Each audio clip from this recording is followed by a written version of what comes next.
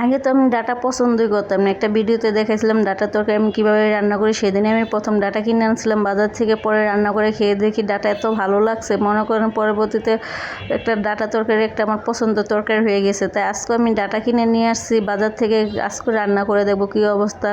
তাই এখন মাঝে মাঝে পরে কেনার চেষ্টা করবো যদি আজকে তরকারিটা ভালো হয়। তাই যে শাকও কিনে নিয়ে আসছি, কিন্তু আজকে শাক রান্না করবো না, শাক রান্না করার সময় নেই একদম, যেহেতু সন্ধ্যা হয়ে গেছে যেন শাকগুলো বেছে নিছে। দেখেন কত সুন্দর তরতাজা শান্তশিষ্ট শাকগুলো, কত ভালো লাগতেছে দেখতে, তাই নাকি সবুজ একটা শাক, যেহেতু রাত হয়ে গেছে জন্য অতটা বোঝা যায়। দেখেন তারপর আমি যেতটুকু পারতেছি আপনাদেরকে দেখানোর চেষ্টা করতেছি। শাকগুলো অনেক সুন্দর, মানে একটা মামা উঠে খালি নিয়ে আসছে। হ্যালো গাইস, কী অবস্থা? আশা করি সবাই ভালো আছেন। আজকে আর একটা নতুন ভিডিও নিয়ে চলে এসেছে আপনাদের মাঝে। আশা করি আজকে ভিডিওটা আপনাদের অনেক অনেক ভালো লাগবে। আজকে আমি ডাটা দিয়ে আলু দিয়ে মাছ দিয়ে ঝোল করবো, সেই রেসিপিটা আজকে আপনাদের সাথে শেয়ার করব। প্রথমে আমি কড়াইটা চুলার উপরে বসিয়ে তেল দিয়ে ভালো করে গরম করে নিচ্ছি। এখন হলুদ মরিচ মাছের মধ্যে দিয়ে ভালো করে মেখে নিয়ে মাছগুলো বসিয়ে দিছি। তো মাছগুলো বসিয়ে দিছি, এখন ভালো করে একটু ভেজে নিবি। যে এক পিঠ ভাজা শেষ হয়ে গেছে, আমার কড়াইটা না নষ্ট হয়ে গেছে কেন জানি না। মাছ দিলে ভাজতে গেলে মাছ উঠতে চায় না। আমার মতো কি আপনাদের আছে এরকমটা হয়?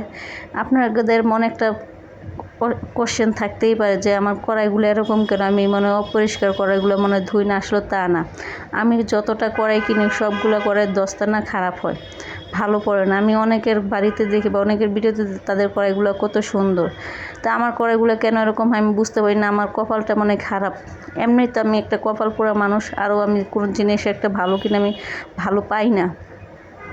তো আপনাদের ভাববেন না আমি যে কড়াই পরিষ্কার করি না, নোংরা এই জন্য এরকম ভাবে থাকে না, তা না। আমি করলাম অনেক পরিষ্কার, আমি অনেক খুঁতখুঁতে, কোনো ময়লা পছন্দ করি না। আমি চাবো আমি সিমসামি, আমি একটা মানুষ যেরকম থাকি, নিজেকে যেরকম পরিষ্কার পরিচ্ছন্নতা রাখি, ওরকম সব জিনিসই রাখার চেষ্টা করি। এই যে দেখেন আমার চুলার কিচেন রুমটা কত ছোট, একটা চুলা থুয়ে তারপরে জায়গা নেই যে মাছের কড়াইটা থুইছি কোনো দেখা যায় না।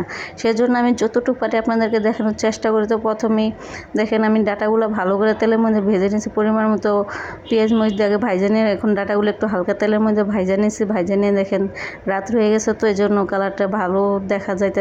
দেখেন আমার জানালা খোলা, বাইরের আলোটা দেখা যাইতে না, তো কারেন্ট নাই, কারেন্ট ছাড়া আমি রান্না করতেছি। তাই মোবাইলে যতটুকু আলো সেতটুকুই দেখানোর চেষ্টা করতেছি। তো এখন আমি পরিমাণ মতো হলুদ মরিচ সব কিছু দিয়ে দিয়েছি, দিয়ে এখন ভালো করে কষিয়ে নেব। আমি তো মনে করেন সেদিন ওই যে বললাম প্রথম ভিডিওতে কথাতে বলে দিছি যে আমি একদিন ডাটা কিনছিলাম, ডাটা কিনে পরে খাইয়ে ডাটার একটা তরকারি মনে করেন পছন্দের তরকারি হয়ে গেছে, সেজন্য আজকেও কিনে নিয়ে এসে পরে খেয়ে দেখি আজকের তরকারিটা অনেক অনেক ভালো লাগছে, যা বলার বাহিরে। আমি কখনো ভাবতে হয় না যে ডাটাটা এত সুন্দর সিদ্ধ হবে, সেজন্য আজকে আমি আবার রান্না করছি বাজার থেকে নিয়ে এসে। তো যে দেখেন তরকারিটা প্রায় হয়ে গেছে। যে মাছটা দিয়ে রাঁধছি এই মাছটার নাম আমি জানি না, কিন্তু মাছটা অনেক মজা লাগে, অনেক ভালো লাগছে। এরকম ভালো মনে আমি আগে লাগছে না লাগছে তা জানি, কিন্তু এটা আমার একটা অচেনা মাছ, অচেনা না চিনি কিন্তু মাছের নাম জানি না। তো যে দেখেন আমি জিরা গুঁড়া দিয়ে একটু ঢেকে দিয়েছিলাম। তো এখন দেখেন যে ফাইনালি রান্নাটা হয়ে গেছে। ডাটাগুলো চেক করে দেখতেছি সিদ্ধ হয়েছে না না হয়েছে। যে দেখেন তরকারিটা কালারটা কত সুন্দর আছে, যেহেতু আমি হলুদ দিয়ে রান্না করি যেন তরকারির কালারটা অত সুন্দর আসে না, কিন্তু আমার তরকারি অনেক ভালো হয়। আমি নিজেই গ্যারান্টি নিজে আমার তরকারি রান্নার প্রশংসা। তো কথা বলতে বলতে আজকে ভিডিওটা এই পর্যন্তই। আল্লাহ হাফেজ।